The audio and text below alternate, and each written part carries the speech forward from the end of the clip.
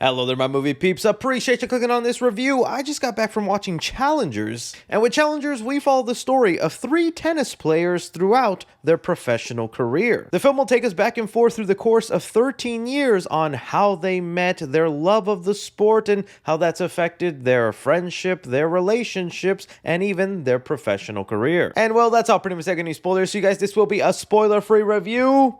That trailer, when it came out, boy did it send the internet ablazing. But also it's the director, Luca Guadagnino, in here, who's made some really great films. Call Me By Your Name, Bones and All, Suspiria, and now Challengers. If you've seen any one of these movies, you know this director has a very keen visionary eye. Strong storyteller with a huge emphasis on characters, and well, that's all I was just mainly expecting here. But ultimately what I got was a much more thrilling, intense, and kind of kinky movie, man. Let me get into the things I loved most about this movie. For one, the cast. So you have your main trio here, and Zendaya is the star. She plays a character named Tashi, who's just this super competitive tennis player, is in love with the game, and puts it above everything else. It's been no secret that Zendaya's popularity has been rising a lot over the past couple of years, but I think Challengers is going to be her turning point to really megastar status. A lot of what makes this movie work hinges on Zendaya's performance, because I'll just say it up front, she is not a likable character in this movie, but that's done on purpose. There are moments in here where I just flat out hated her character, despised her, but that same sentiment can basically be said about all 3 characters, because none of them are perfect. Although this is a movie revolving around tennis, I wouldn't say it's really about tennis. It's way much more about the relationship you have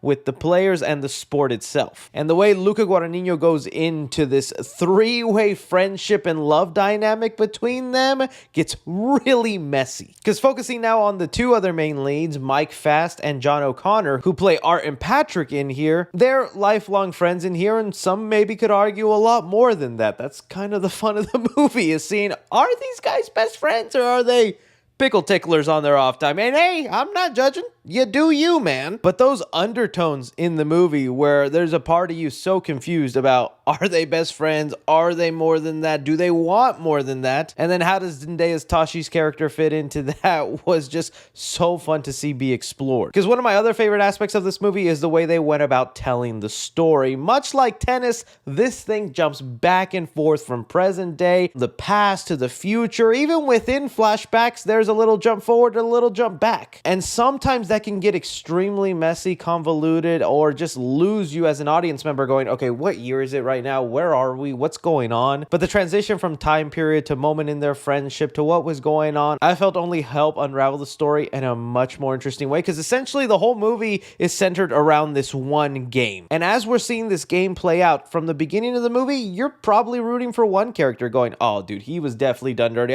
I see where this is going. I hope he wins. And then more context is given into the story, and you're like, oh, that guy might be an a-hole. Let's go with this. Oh, they both. Okay, who am I rooting for here? It becomes honestly such an exhilarating, fun watch. And I think that's saying a lot from someone that would never take time out of the day to watch a tennis match or even get into tennis. After watching Challengers, I'm signing up to a gym to play some tennis, because they made it look badass in this movie. The mix of sound design, I think, also helped out. There are moments where the ball is hitting that tennis racket that it feels like a jump scare, almost like a gunshot. The techno score in here, I thought, really elevated at times. There is some moments where I felt like the techno score is overused, or sometimes just played at the most random time. There'll be like characters in the middle of a dialogue, things are getting heated and tense, and then that techno music starts playing. But on that point, the music and development and everything that leads up to those last like 5 minutes, wow. Some might get frustrated with the overuse of slow-mo towards the end, but it had me on the edge of my seat. The entire movie culminates to those last 5 minutes where there's callbacks from the movie being thrown into the match. Allegiances are tested. The payoff as a whole is just insanely well earned. It's one of those endings that like might have some people like a little scratch in your head, because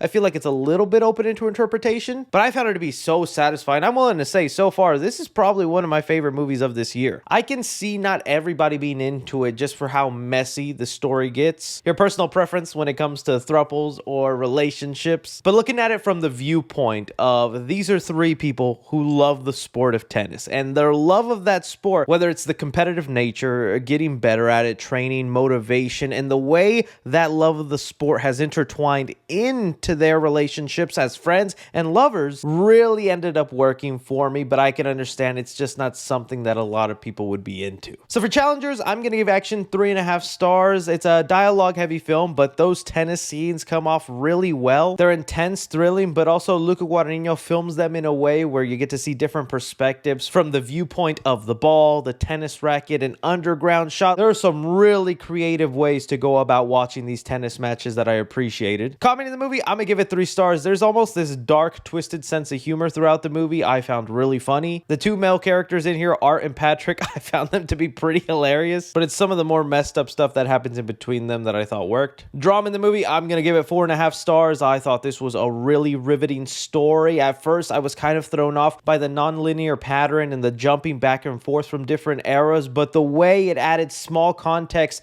to things that were happening in present day only made the ending pay off so much more. Horror in the movie, I'll give 0.5 star to, and that's really just for one scene, and it's in the trailers where Zendaya's character has an accident.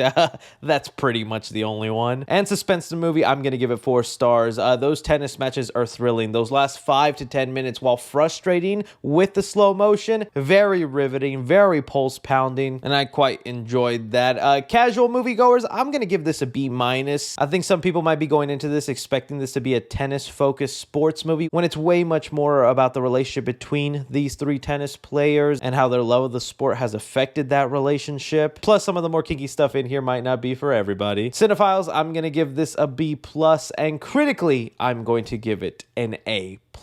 For challengers, I think this is one of the best movies so far of this year, and is definitely worth seeing in theaters and adding to your collection at home. That's a keeper.